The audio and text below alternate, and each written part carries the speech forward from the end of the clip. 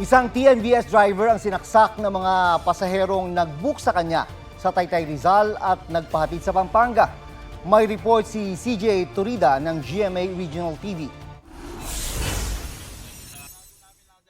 Duguan at halos mawalan na ng malay nang isugod sa ospital ang TNVS driver na si Julian Cesar Payoyo sa Macabebe, Pampanga. Ayon sa mga otoridad, sinaksak, tinutukan ng baril at pinalo siya sa ulo.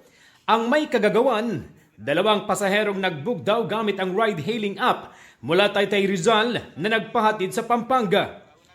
Bago ang insidente, nagawa pa raw ng biktimang abisuhan ng kanyang kinakasama tungkol sa booking. Pero bago pa makarating ng Macabebe, nagpaikot-ikot daw sila sa iba't ibang lugar sa Pampanga hanggang makarating sa Barangay Consuelo. May mga nakita mga tao, sinadjad niya sa may gilid. So nakuha niya atensyon. Doon na yung nagkagulo na. Nagtangka raw tumakas ang mga sospek, pero naabutan sila ng mga opisyal ng barangay at mga residente.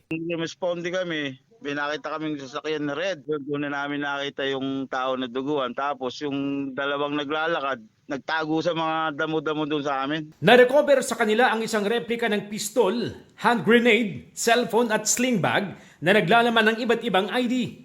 Nahaharap ang mga sospek sa mga kasong carnapping at frustrated homicide.